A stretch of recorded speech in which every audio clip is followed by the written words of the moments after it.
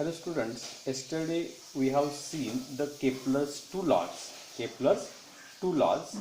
Today we are going to start, that is the Kepler's third law of the planetary motion. Yesterday we have seen that is the first law, that is the Kepler's first law. What was the first law? That is the planet revolving in the ellipse, at the ellipse, and that sun is at the one of the foci. It is the first law of the Kepler. Second law, that is the sun, that is the line, straight line joining to the planet, straight line joining to the planet like this, and that it sweeps equal areas at equal interval. हे एक मागच्या लेक्चरला आपण पाहिलं होतं की नाही, second law. आता third law जो आहे तो थर्ड लॉ काय आहे पहा. आता ही जी मला सांगा, हा जो प्लॅनेट आहे हा सन आहे, लक्षात घ्या, हा सन आहे आणि इथं प्लॅनेट आहे, कुठला तरी एक प्लॅनेट आहे.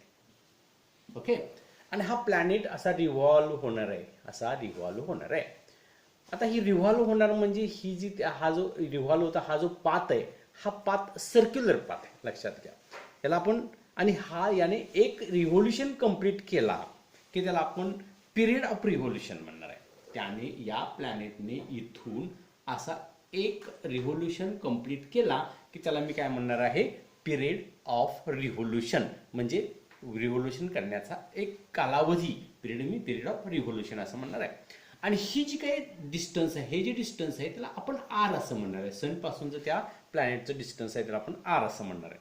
आणि मग त्याच्यावर त्याचा केप्लर्स थर्ड लॉ असा होतो, square of its period of revolution, square of its म्हणजे planets, its period of revolution, त्याला कॅपिटल टी असं आपण डिनोट करतोय. Period of its revolution, period of its square of period of its revolution around the sun, around the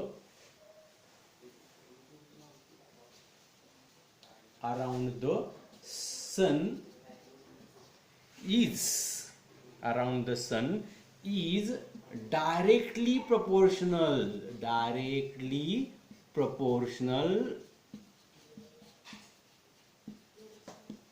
to the cube of the mean distance, cube of the mean distance, cube of the mean distance of planet to the sun, of distance of planet to the sun. म्हणजे याचा अर्थ काय, हा जो period of revolution आहे, म्हणजे हे revolution होण्याचा जो कालावधी आहे तो टी जो आहे तो मीन ऑफ तो कसा असतो, तो स्क्वेअर, याचा स्क्वेअर म्हणजे टीचा स्क्वेअर, हा मीन डिस्टन्स म्हणजे हे आर डिस्टन्स आहे त्याचा क्यूब, म्हणजे T square is directly proportional to the R cube, असं त्याचं रिलेशन तयार होतं. Square of its period of revolution t around the sun is directly proportional to the cube of the mean distance of planet to the sun. म्हणजे ह्या period of revolution, लक्षात घ्या, square of period of revolution म्हणजे ह्या रिव्होल्यूशनचा T हा around the sun, ह्या सूर्याच्या भोवती, इज डायरेक्टली प्रोपोर्शनल, या चिन्हाला म्हणायचं directly proportional to the cube of the mean distance. Cube of the mean distance म्हणजे कोणता, R.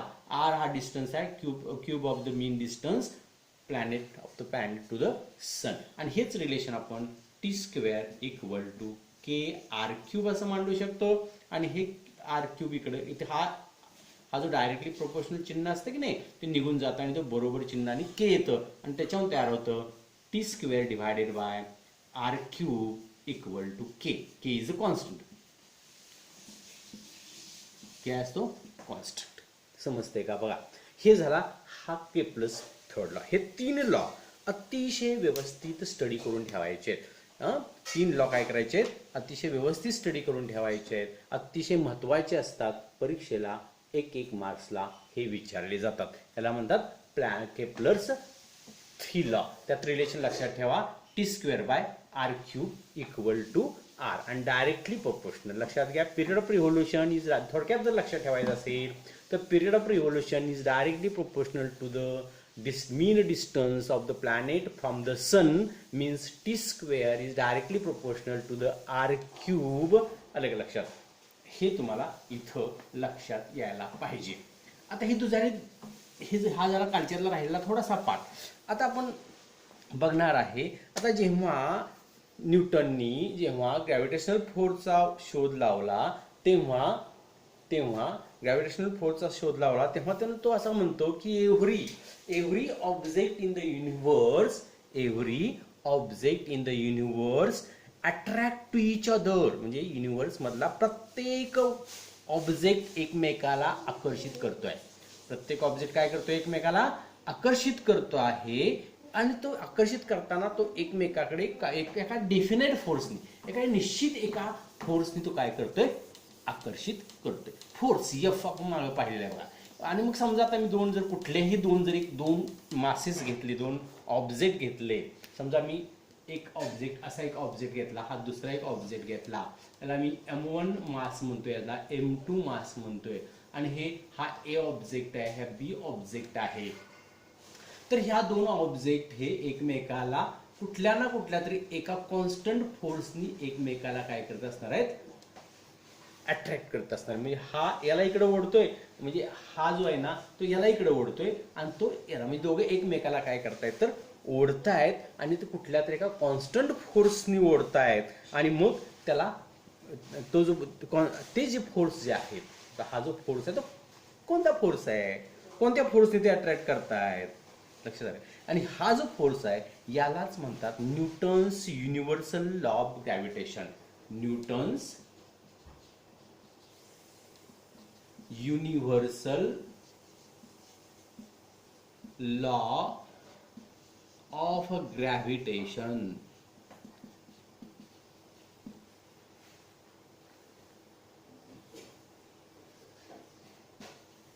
Universal law of gravitation म्हणजे आता मी काय सांगणार, हे दोन ऑब्जेक्ट एकमेकांना F एवढ्या फोर्सने काय करतायत तर आकर्षित करतायत.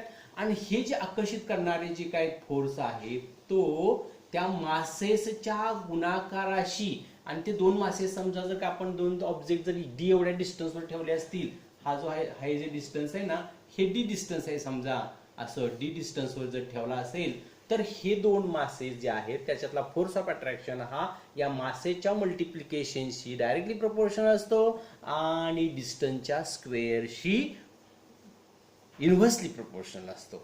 आणि ह्यालाच म्हणतात लॉ ऑफ ग्रॅव्हिटी. म्हणजे याच्या म्हणजे थोडक्यात कसं, मासेच्या गुणाकाराशी डायरेक्टली प्रोपोर्शनल असतो आणि या डिस्टन्सच्या वर्गाशी इन्व्हर्सली प्रोपोर्शनल असतो. यालाच युनिव्हर्सल काय म्हणतात, Newton's universal law of gravitation.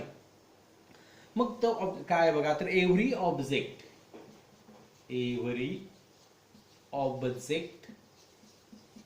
In the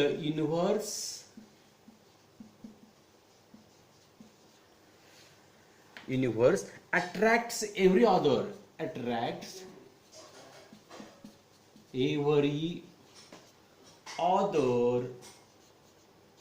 object with a definite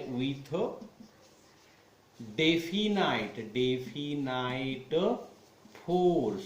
कुठल्या एका निश्चित फोर्सने ते काय करते, एक ऑब्जेक्ट दुसऱ्या ऑब्जेक्टला डेफिनाइट फोर्सने काय करतोय तर काय करतो, अट्रॅक्ट करतोय. This force is directly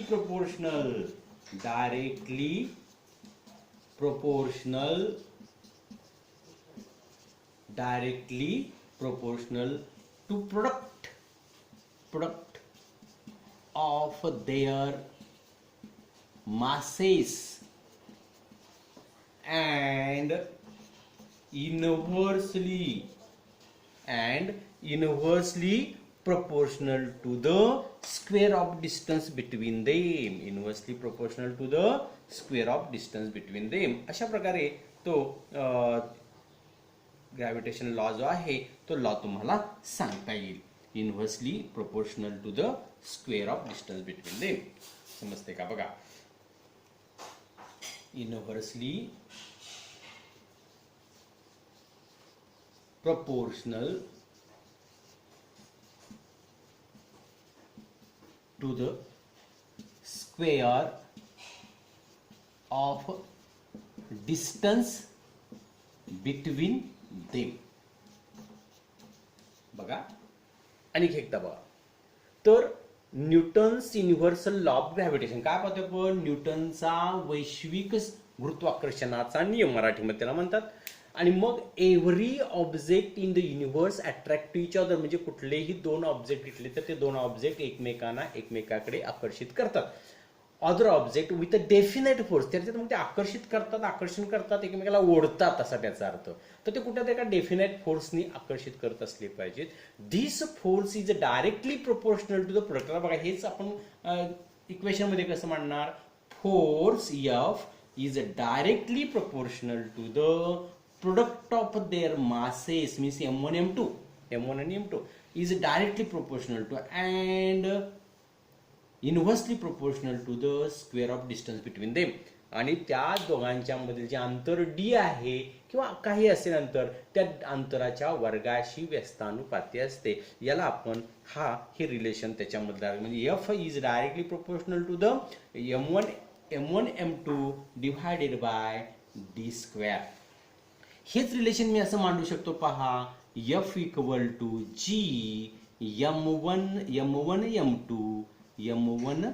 m2 divided by D square.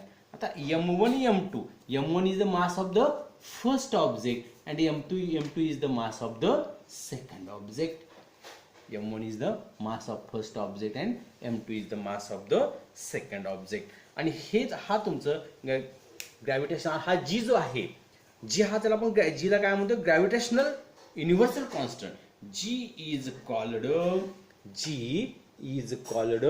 Gravitational constant. Is called gravitational constant आणि त्याची व्हॅल्यू फिक्स आहे. जी इक्वल टू 6.637 पाठ करून ठेवायची. आपल्याला एक्झाम्पल सॉल्व करताना लागणार आहे. Into 10⁻⁻11 G equal to 6.673 into 10⁻11 Newton metre square per kg square. हे त्याचं काय आहे तर Newton metre square per kg square हा ग्रॅव्हिटेशनल कॉन्स्टंटचा काय आहे तर फॉर्म्युला आहे आणि हे त्याचं युनिट आहे. ग्रॅव्हिटेशनल कॉन्स्टंटचा ही किंमत आणि हे त्याचं युनिट एवढं लक्षात ठेवायचं. पुन्हा एकदा पहा. हा अतिशय महत्वाचा 2 मार्कचा हा काय आहे तर क्वेश्चन आहे. m1 is the mass, m2 is the mass, that two masses kept at a distance d, and those two masses attract to each other by the definite force F, and therefore F is directly proportional to product of their masses and inversely proportional to the square of distance between them. Therefore F equal to G m1 m2 divided by d square. आणि G म्हणजे काय gravitational universal gravity. G is called the gravitational constant and G equal to 6.673 into 10⁻11 Newton meter square per kg square. हे त्याचं काय आहे तर value आणि एवढं जमा तुम्हाला लिहावं लागेल या लॉच्या खाली. समजतंय का पहा. आणि मग इथं हे जर समजलं असेल आता हे हा Newton metre square per kg square आला कसा हे तुम्हाला थोडंसं मी दाखवतो का. Newton metre square per kg square हे आलं कसं तर हा तुम्हाला फॉर्म्युला माहिती आता झाला की F equal to G m1 m2 divided by D square. आता मला कुणाची व्हॅल्यू काढायची आहे. कुणाचा हा फॉर्म्युला आहे G इक्वल टू 6.67 10⁻11 कुणाची व्हॅल्यू आहे तर G ची व्हॅल्यू आहे. मग जीचं हे युनिट कसं आलं तर ते सांगतो मला. मी जी तिकडे ठेवतो फक्त आणि हे सगळं इकडे आणतो बघा. F डी स्क्वेअर हे डी स्क्वेअर इकडे आणतो divided by m1 m2 equal to F. मला काय दाखवायचं तुम्हाला, हे कसं आला, हा फॉर्म्युला कसा आला किंवा हे युनिट कसं आलं. तर एफ म्हणजे न्यूटन, एफचा एसआय युनिट काय आहे, न्यूटन. डिस्टन्सचं एसआय युनिट आहे मीटर, सो मीटर स्क्वेअर. आणि मास जे आहे ते केजी असतं, ह्याचं 1 केजी आणि ह्याचं 1 केजी म्हणून केजी स्क्वेअर. आणि म्हणून लिहिताना लिहिलं जातं Newton metre square by means per kg square. अशा प्रकारे ते लिहिलं जातं. हा तुमचा काय झाला तर न्यूटन्स लॉ ऑफ ग्रॅव्हिटेशन. समजलं का बघा. आता हा न्यूटन्स लॉ ऑफ ग्रॅव्हिटेशन तुमच्या जर लक्षात आला असेल, बघा आला असेल असं समजून मी पुढे जातो आहे. आता त्याच्या पुढे आपल्याला असं बघायचं आहे, काल बघितलं सेंट्रिपिटल फोर्स. सेंट्रिपिटल फोर्स म्हणजे काय, तर force acting moving object around the circular manner in a circular orbit at that time, that force acting on that object at the direction of the center, that is called a centripetal force. आणि तो जो centripetal force जो आहे तो force हा नेहमी inversely proportional to the R square असतो. Inversely proportional to the R square असतो. हे आपल्याला इथं स्टडी करायचं आहे. म्हणजे हे आणि दुसरं पुढचा पॉईंट आहे, लक्षात घ्या. तुम्हाला फक्त थोडक्यात मी त्याची आयडिया देतो, उद्या तो क्वेश्चन घ्यायचा. आता बघा थोडक्यात आयडिया काय आहे, तर हा ऑब्जेक्ट जेव्हा इथं रिव्हॉल्व होतोय सर्क्युलर मॅनरमध्ये, जेव्हा ऑब्जेक्ट रिव्हॉल्व होतो तेव्हा बघा अगदी सर्क्युलर मॅनर, सर्कल काढतो, पूर्ण सर्कलच काढतोय बघा. या सर्कलमध्ये जेव्हा एखादा ऑब्जेक्ट काय होतोय रिव्हॉल्व होतोय तेव्हा इथं ह्या सेंटरच्या दिशेने सेंट्रिपिटल फोर्स असणार आहे. आणि हा फोर्स जो आहे तो फोर्स हा inversely proportional to R square. म्हणजे जे हा जो फोर्स इथून जो सेंट्रिपिटल फोर्स जो ऍक्ट होतो तो ऍक्ट होणारा फोर्स जो आहे तो त्या डिस्टन्सची इनव्हर्सली प्रोपोर्शनल असतो. हे आपल्याला प्रूव्ह करायचं आहे. क्वेश्चन असा असणार आहे, prove that the centripetal force which the acting on the planet is responsible for its the circular motion is inversely proportional to the square of distance between them, between center planet and the sun. हा सन आपण विचारात घेतला, हा जर सेंटरला जर सन विचारात घेतला आणि हा प्लॅनेट विचारात घेतला तर हे रिलेशन आपल्याला उद्या प्रूव्ह करायचं आहे. एफ इज इनव्हर्सली 3 मार्क्सला विचारतात. F is inversely proportional to the 1/r². समज तुम्हाला. आजचा भाग इथंच थांबूया, याच्यानंतरचा भाग पण उद्याच्या लेक्चरला.